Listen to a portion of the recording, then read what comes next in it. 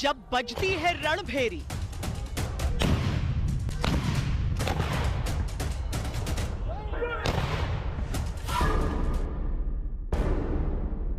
जब उठती है ललकार,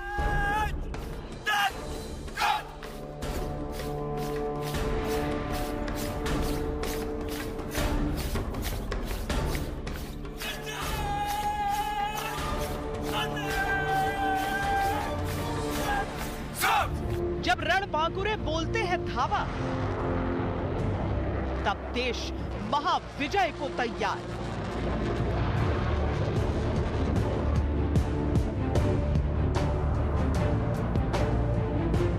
ये वीरता की धुन है।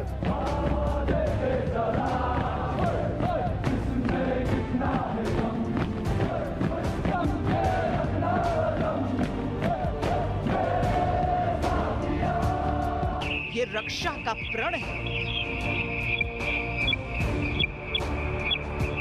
ये भारत का दृढ़ संकल्प है।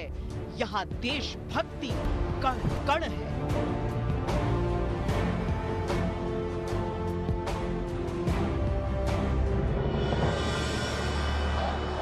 कर्तव्य पथ, वो पथ जिस पर जब हमारे सैनिक इस तरीके से कदम ताल करते हुए चलते हैं तो हम सब का भी सीना गर्व से और चौड़ा हो जाता है। नमस्कार, मैं हूं श्वेता सिंह और आप देख रहे हैं आज तक। कर्तव्य पथ पर इस बार गणतंत्र दिवस परेड में क्या क्या होने वाला है, परेड से पहले पूरी परेड आपको दिखाते हैं।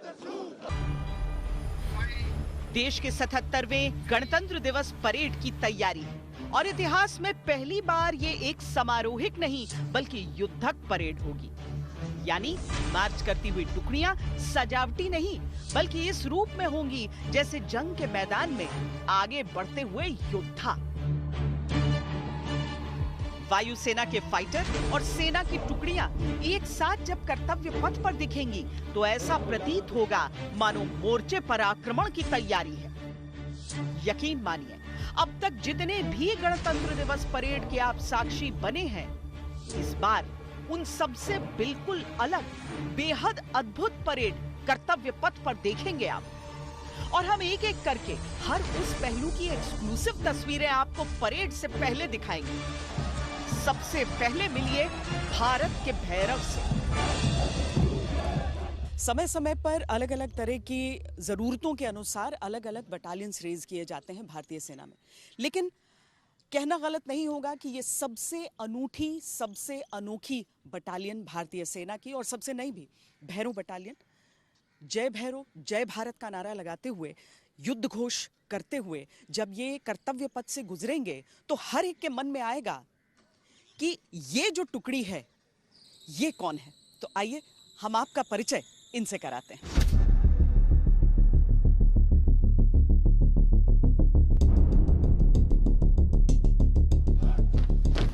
भगवान शिव का शक्तिशाली और उग्र रूप है भैरव। काल के स्वामी, अधर्म के संहारक, और उन्हीं से प्रेरित है भैरव के ये योद्धा। भारत के इस नए बटालियन से देश का परिचय 26 जनवरी को कर्तव्य पथ पर होने वाला है।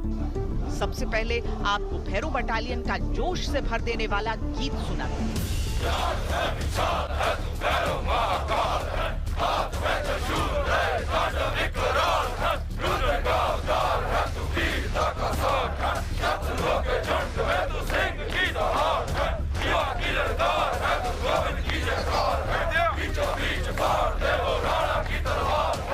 हमारी भैरव बटालियन, जिसके अंदर एक ऑफिसर, 2 GSUs और 144 अन्य पद हिस्सा लेने के जा रहे हैं। यही सेम बटालियन 15 जनवरी को आर्मी डे परेड का भी हिस्सा थी और यही बटालियन 26 जनवरी को कर्तव्य पथ पे भी परेड में हिस्सा लेगी। ये एक ऐसी अनोखी बटालियन है जो इस सेम ईयर में आर्मी डे परेड और रिपब्लिक डे परेड में दोनों में हिस्सा ले रही है।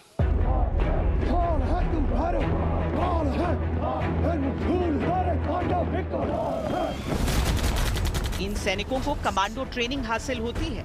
इन्हें अत्याधुनिक उपकरणों में दक्षता हासिल है। ये ड्रोन्स के इस्तेमाल में पारंगत है। इनका गठन सबसे कठिन इलाकों में तैनाती के लिए है। चीन और पाकिस्तान से लगती सीमाओं पर अति संवेदनशील क्षेत्र में इनकी मौजूदगी है। अभी जो भैरव बटालियन है वो लगभग 14 से 15 की संख्या में रेज किए गए हैं, लेकिन आगे योजना और अधिक संख्या में इन्हें रेज करने की है। और इसका सबसे बड़ा कारण ये है कि बदलते समय में ज़रूरतें बदलती हैं और ऐसे में जो आमतौर पर जिन्हें आप पैदल सेना कहेंगे यानी कि इन्फेंट्री और स्पेशल फोर्सेस जो होते हैं हमारे, उनके बीच का जो दायरा होता है, जो गैप होता है, उसे पूरा करने के लिए भैरव बटालियन के ये जवान पूरी तरीके से सक्षम हैं और ज़रूरत पड़ने पर जिस तरह की भी चुनौती उनके सामने हो उसका जवाब एक बेहद छोटे आकार की बटालियन दिया करेगी।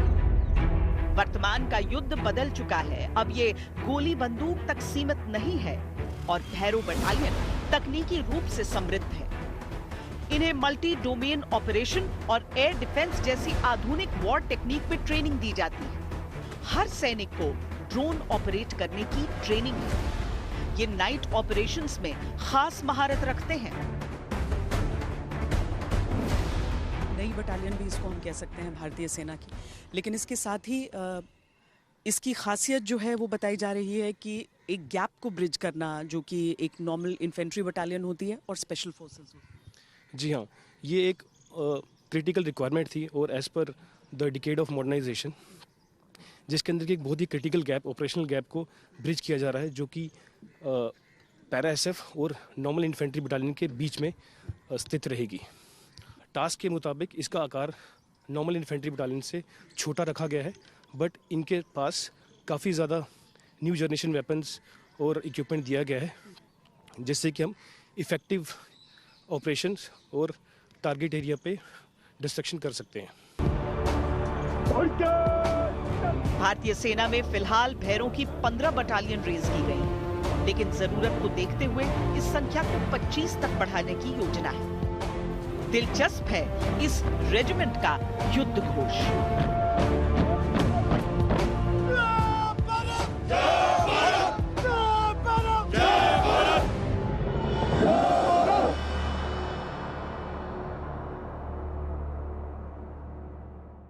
गणतंत्र दिवस पर विदेशी अतिथि सम्मान की परंपरा हमेशा से रही है, लेकिन इस बार यह परंपरा भी नया इतिहास रचती हुई दिख रही है।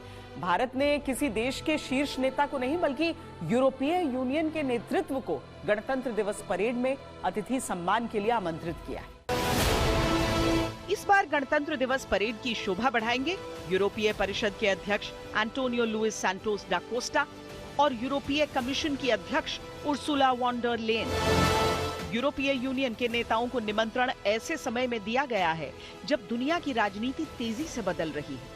अमेरिका और यूरोप के बीच भरोसे की दरार खुलकर सामने आ रही है। इस बीच भारत और यूरोपीय संघ एक दूसरे के करीब आ रहे हैं। भारत यूरोपीय यूनियन फ्री ट्रेड एग्रीमेंट पर बातचीत निर्णायक मोड़ पर है। ऐसे में ईयू के दोनों शीर्ष नेताओं को एक साथ न्योता देना बदलते वैश्विक शक्ति संतुलन में भारत की नई रणनीतिक प्राथमिकताओं की ओर संकेत करता है। गणतंत्र दिवस की परेड के अब तक के इतिहास में यह पहली बार है जब किसी देश के नेता की जगह पूरे संघ के प्रतिनिधित्व को चुना गया है। हालांकि इससे पहले 2018 में आसियान के सभी 10 देशों के राष्ट्राध्यक्ष या शासनाध्यक्ष भी गणतंत्र दिवस परेड में शामिल हो चुके हैं। विदेशी मेहमानों के सामने इस बार एक ऐसा अनूठा मार्चिंग कंटिंजेंट गुजरेगा जो निश्चित ही उनका मन मोह लेगा। इतिहास में पहली बार रीमाउंट वेटनरी कोर यानी आरवीसी का मार्चिंग दस्ता कर्तव्य पथ पर झूम के चलेगा। ये आर्मी डॉग्स, ये बैक्ट्रियन कैमल्स, ये जंस्कारी पोनीज और ये ड्रोन के दुश्मन बाज। हमारे साथ कैप्टन हर्षिता इस समय हैं, जो कि पहली लेडी ऑफिसर हैं आरवीसी में, और वो अपनी पूरी कंटिंजेंट के साथ इस समय यहाँ पर मौजूद है। मुझे लगता है सबसे ज़्यादा इंटरेस्ट इन्हीं साइलेंट वॉरियर्स को लेकर होने वाला है इस बार। क्या है इस कंटिंजेंट में खास? तो इस बार में कर्तव्य पथ पे आप देखेंगे कि आरबीसी का कंटिंजेंट है जिसके काफ़ी कंपोनेंट्स हैं। उसमें से जो लीड कर रहे हैं हमारी मार्च को, उसमें 2 बैक्ट्रियन कैमल्स हैं, followed by 4 Zanskari ponies, and then we have army dogs. Army dogs में there are 2 types of dogs that we have this time kept. One is the indigenous breed and दूसरा conventional dog breeds हैं। जो indigenous breeds हैं उसमें 5 प्रकार के indigenous breeds को लाया गया है: Mudhol hound, Rampur hound, Rajapalayam, Chippiparai and Kombai. And जो इंडिजिनस ब्रीड है, इनके अलावा जो कन्वेंशनल ब्रीड है उसमें 3 हैं: Belgian shepherd, German shepherd and Labrador. इसके अलावा आप देख सकते हैं जो 4 रैप्टर्स हैं वो भी first time Republic Day parade में मार्च करेंगे, and these raptors are also a unique component है इस पूरे कंटिंजेंट का। जितना एक अनुशासन एक नॉर्मल एक इंसान को, एक सैनिक को चाहिए होता है, उतने ही उसके साथ, लेकिन उतने ही प्यार के साथ भी आप लोग इन्हें ट्रेन करते हैं। Absolutely, that's absolutely right. जो ट्रेनिंग होता है एनिमल्स का, उसमें a lot of neuroscience is involved, and उस साइंस को समझ के अपने तरीकों को बेस्ड ऑन एक्सपीरियंस हम मॉडिफाई करते हैं, अमेंडमेंट्स ऐड करते हैं, and then these animals are trend.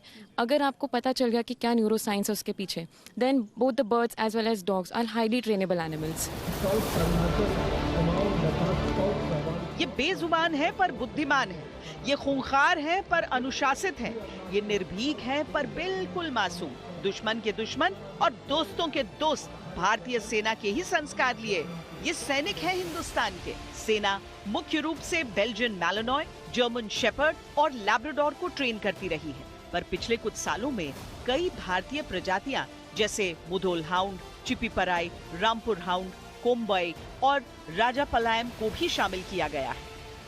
ये करण और अर्जुन भी आए हैं यहाँ पर इस बार, जो कि परेड में आपको देखेंगे उनके हैंडलर्स के साथ।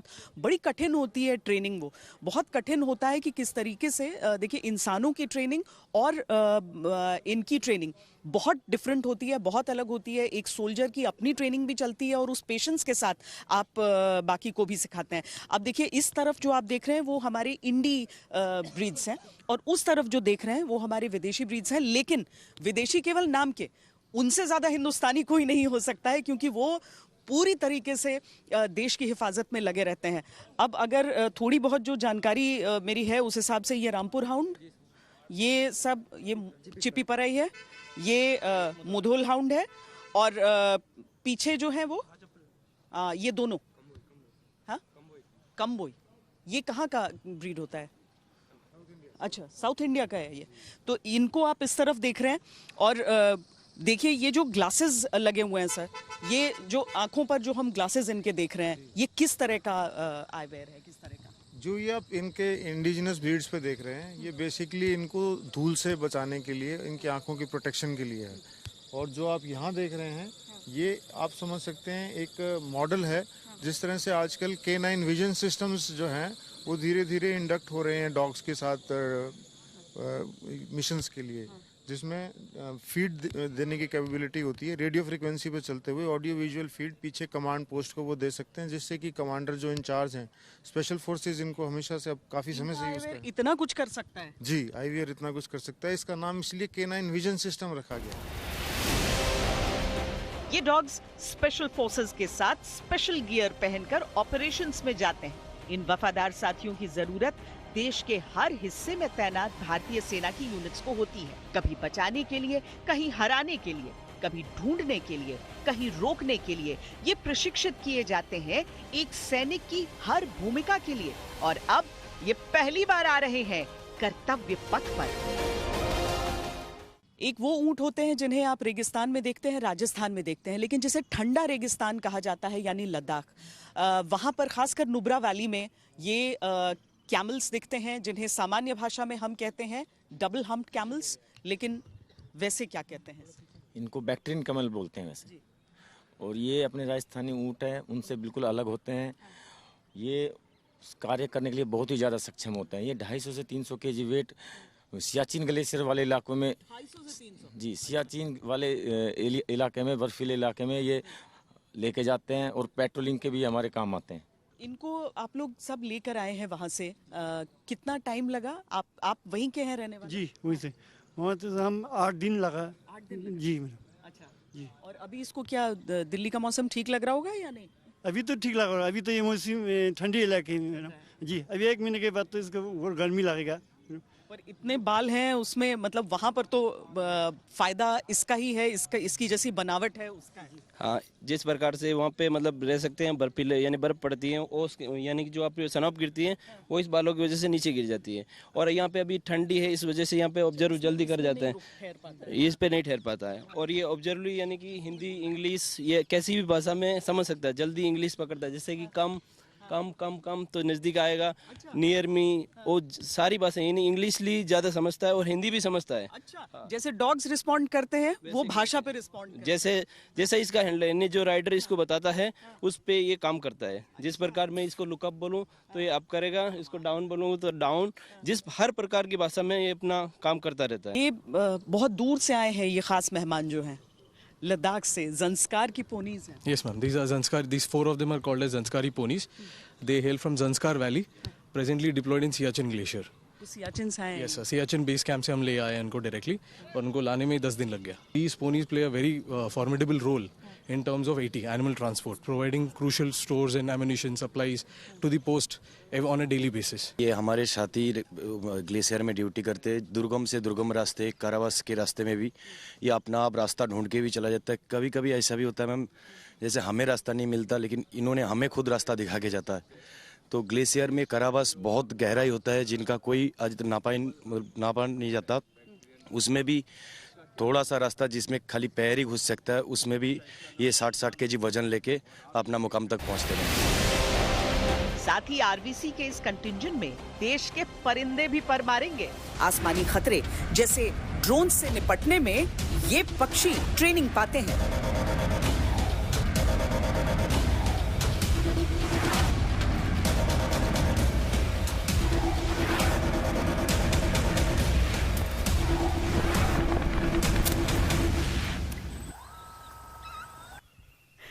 ये है करण, ये है अर्जुन। करण के सर पर वो माउंटेड कैमरा है, इसे सब पूरा रिकॉर्ड, तो वो डायरेक्ट उस टाइम रिले भी कर सकता है विजुअल, वो रिकॉर्ड करके ले आता है, रिकॉर्ड करके अच्छा विजुअल चलता है मैम उसमें। अच्छा रिकॉर्डिंग हो जाता है इसमें। तो ये इसके सर पे किस तरीके का एक माउंट हुआ है।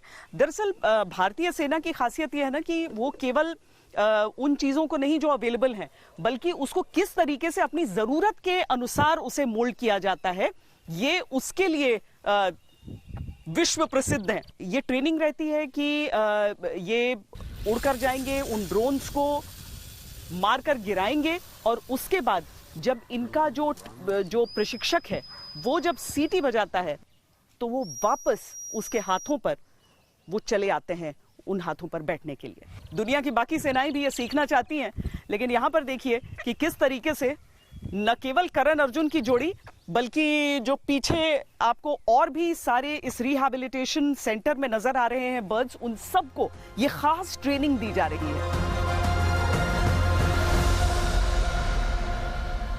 कर्तव्य पथ पर जब पूरे अनुशासन के साथ ये अपने प्रशिक्षक के हाथों पर सवार परेड का हिस्सा बनेंगे तो सब देखते ही रह जाएंगे।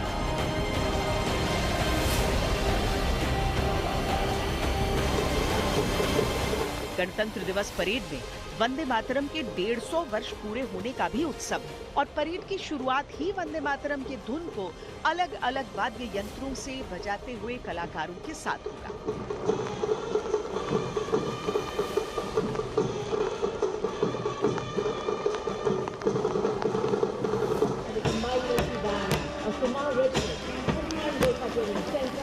ऑपरेशन सिंदूर के बाद पहली बार जब कर्तव्य पथ पर भारत की सेनाएं उतरेंगी तो वो उद्घोष होगी नए भारत की उन्नत तकनीक की, शौर्य की पुनीत परंपराओं की, और मॉडर्न वॉरफेयर के दौर में रणनीतिक सोच के विस्तार की।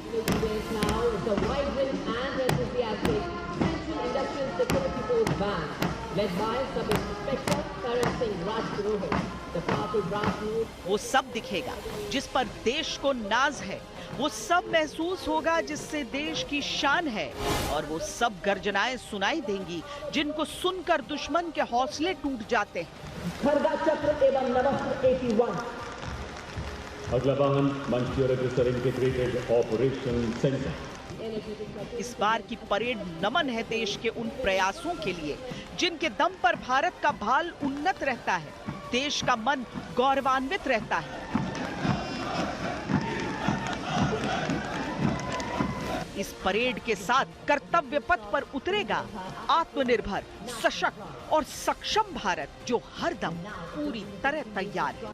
भारतीय सेना में अलग अलग तरह के रेजिमेंट्स आप देखते हैं, उनमें स्काउट्स की जो भूमिका होती है अपने क्षेत्र में, जो कि आमतौर पर सबसे कठिन क्षेत्र होता है, वहां पर किस तरीके से वहां की परिस्थितियों पर फतेह हासिल करते हैं। चाहे वो लद्दाख स्काउट्स हो, चाहे वो अरुणाचल स्काउट्स हो, चाहे गढ़वाल से हो, किसी भी क्षेत्र के ये जो सैनिक हैं, ये वहां के सर्वश्रेष्ठ योद्धा होते हैं। और पहली बार इस तरीके से हो रहा है कि अलग अलग राज्यों का प्रतिनिधित्व करते हुए, अलग अलग क्षेत्रों का प्रतिनिधित्व करते हुए, ये एक मिक्स्ड स्काउट का कंटिंजेंट आपको कर्तव्य पथ पर नजर आएगा।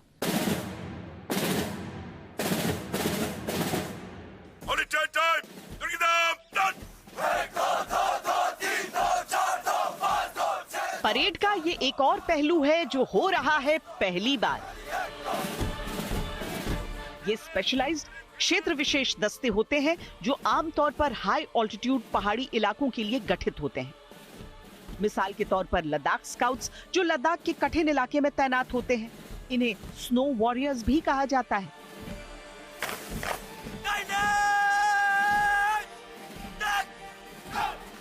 इसी तरह से अरुणाचल स्काउट्स, जो अरुणाचल प्रदेश में चीन से लगती जटिल सीमाओं में माउंटेन वॉरफेयर में सक्षम है। Sikkim scouts, Garhwal scouts, Kumaon scouts जैसे कई और स्पेशलाइज्ड रेजिमेंट्स हैं जिनमें उस क्षेत्र के जवानों को तरजीह मिलती है। पर पहली बार ऐसा हो रहा है कि असम से लेकर लद्दाख तक अलग अलग राज्यों से आने वाले इन रेजिमेंट को एक ही मार्चिंग दस्ते में शामिल किया गया है। स्काउट्स को एक साथ पहली बार हम देखने वाले हैं। कौन कौन इसके सदस्य हैं जो हमें 26 जनवरी की परेड पे कर्तव्य पथ पे एक साथ दिखेंगे? मैम, ये मिक्स स्काउट्स कंटिंजेंट है। इसमें ट्रूप्स जो हैं वो Arunachal scouts, Ladakh scouts, Dogra scouts, Kumaon scouts, Garhwal scouts and Sikkim scouts के हैं। बहुत गर्व की बात है कि ये पहली बार हिस्ट्री में डेब्यू करने जा रहे हैं मिक्स स्काउट्स कंटिंजेंट ऑन कर्तव्य पथ। तो ये बहुत गर्व की बात है कि सारी बटालियंस एक साथ मिलजुल के मार्च करने वाली हैं कर्तव्य पथ पे 26 जनवरी वाले दिन।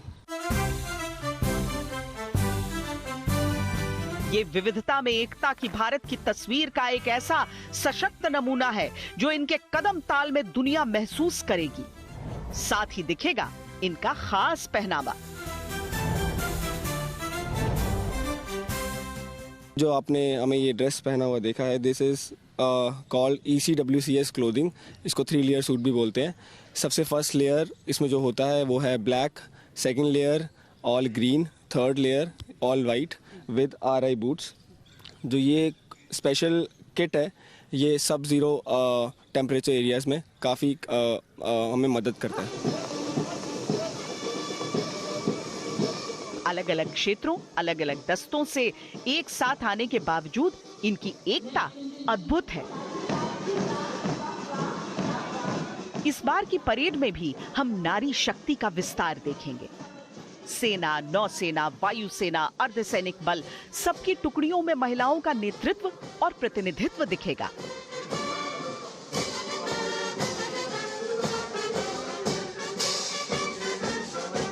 2009 से जो है मैं इसके साथ जुड़ी हूँ।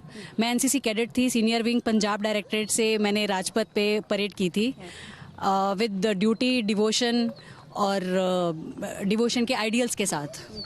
अभी अगेन मुझे इस यूनिफॉर्म में मौका मिला है कि as an officer I have come here to conduct and the control of that entire parade. इस बार इंडियन आर्मी की बहुत सारी हाइलाइट्स हैं जो हमें दिखेंगी, लेकिन मुझे लगता है कि पिछले कुछ सालों में जिस तरीके से हाईलाइट ये रहा कि लेडी ऑफिसर्स हमारी आगे बढ़ चढ़कर नजर आती थी वहाँ पर, चाहे वो ध्वजारोहण के समय प्रधानमंत्री के साथ दिखना हो या फिर कर्तव्य पथ पर लीड करते हुए अपनी कंटिंजेंट को, या फिर आज आप जो कर रही हैं वहाँ पर मौजूद रहते हुए आपको एहसास होता है कि जो छोटी लड़कियाँ हैं या पूरी दुनिया आपको देख रही है उस टाइम। बिल्कुल बिल्कुल मैम, अगर आप देख सकते हैं तो काफ़ी कंटिजेंट है, जैसे RVC है, पार्टी है, और जो IOC अगर आपने व्हीकल देखा होगा उसमें लेडी ऑफिसर्स तो है ही हैं, साथ में कंटीजेंट्स में बहुत सारी जो लेडी अग्निवीर जो हैं, जो लड़कियां हैं, दे आर देयर। तो ऑफ कोर्स अभी आप उनके पीछे देखिए, जो NCC कैडेट्स की जो लड़कियां चल रही हैं, उनके लिए कितनी बड़ी मोटिवेशन की बात है for their life time. It is life time experience and motivation कि हाँ वो ज्वाइन करें, और yes they should come back and again जहाँ मैं खड़ी हूँ आज, दे शुड ऑल्सो कम। कुल मिलाकर ये गणतंत्र दिवस की परेड बेमिसाल होगी, लेकिन आप ऑपरेशन सिंदूर की झांकी का जरूर इंतजार करिएगा। उसमें भारत का शौर्य भी है और पाकिस्तान की बर्बादी भी।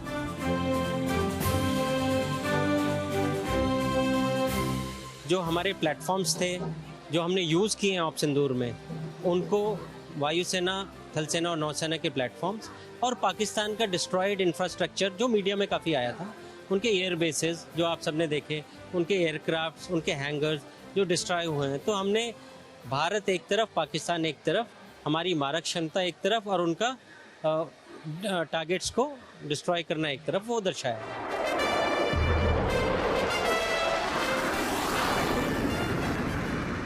जिस ऑपरेशन सिंदूर ने पाकिस्तान के साथ चले सैन्य संग्राम में भारत के स्वाभिमान, संप्रभुता और सामर्थ्य की झांकी दिखाई थी, एयरफोर्स के फ्लाई पास्ट के दौरान उसी ऑपरेशन सिंदूर की वो झलक भी कर्तव्य पथ पर दिखाई देगी। सिंदूर संयोजना में 2 राफेल जेट, 2 MiG-29, 2 Su-30 और 1 जैगुआर विमान शामिल किया जाएगा। ये सभी ऑपरेशन सिंदूर का हिस्सा थे। ऑपरेशन सिंदूर तो आज हर एक बच्चे के जुबान पे है। ये ऑपरेशन इस झांकी में थोड़ा कॉम्पैक्ट व्यू में दिखाया गया है कि किस तरह से ट्राई सर्विसेज ने एक साथ मिलके फॉर द फर्स्ट टाइम, ऐसा नहीं था कि इससे पहले जॉइंट ऑपरेशन नहीं हुए थे, पर इस लेवल की जो जॉइंटनेस इसमें दर्शाई गई है वो आज से पहले कभी नहीं हुआ था।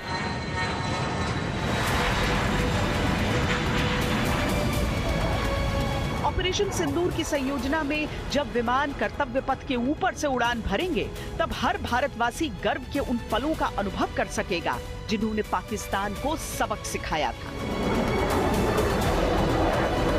इसके अलावा ध्वज फॉर्मेशन में Mi-17 हेलीकॉप्टर्स उड़ान भरेंगे। परेड के दौरान 4 Mi-17 हेलीकॉप्टर ध्वज फॉर्मेशन में नजर आएंगे।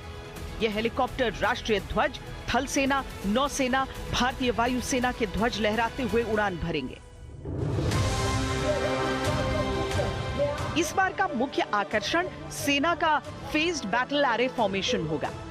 इसमें भारतीय सेना देश के सामने वास्तविक युद्ध जैसी तस्वीर खींचेगी और देश ये जान सकेगा कि युद्ध की स्थिति में कैसे डटे रहते हैं हमारे जवान।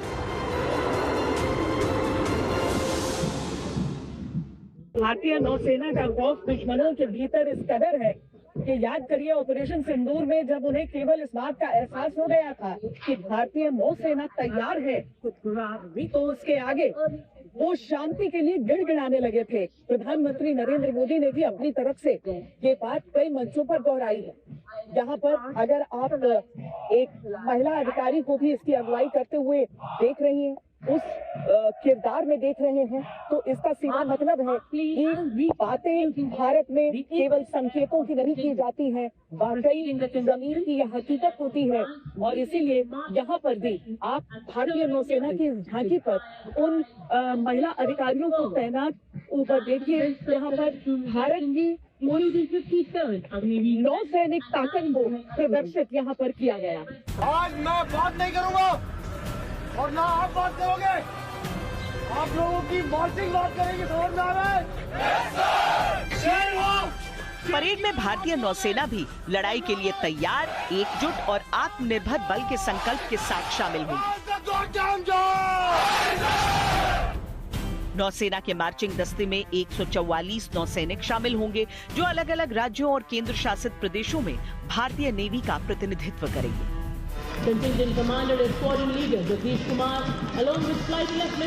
गणतंत्र दिवस परेड में नौसेना की झांकी भी होगी, जिसका विषय एक मजबूत राष्ट्र के लिए एक मजबूत नौसेना है।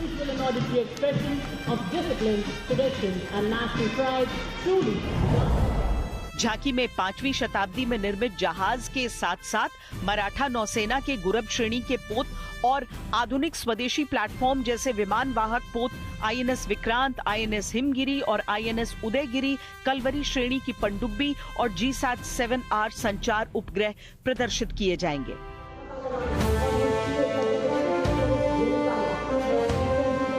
भारत अपने इतिहास पर गर्व करता है, अपनी विरासत को सहेज कर रखता है और अपने भविष्य को लेकर निरंतर काम करता है। कर्तव्य पथ पर आपको इसका एहसास पग पग पर होगा। पहली बार हाइपरसोनिक मिसाइल को आप गणतंत्र दिवस पर देख सकते हैं। DRDO की long range anti ship hypersonic missile static और मूविंग दोनों तरह के टारगेट को ध्वस्त करने में सक्षम है। चूंकि यह मिसाइल लो ऑल्टीट्यूड पर बेहद तेजी से उड़ान भरती है, इसीलिए दुश्मन के लिए इसकी टोह ले पाना लगभग नामुमकिन है।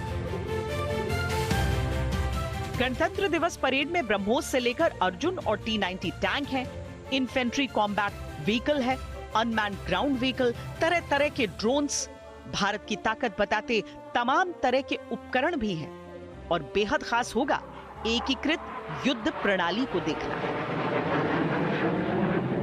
देश दुनिया को भविष्य के भारतीय सैनिक की झलक भी दिखेगी जब अत्याधुनिक उपकरणों से लैस हमारे योद्धा आगे बढ़ेंगे।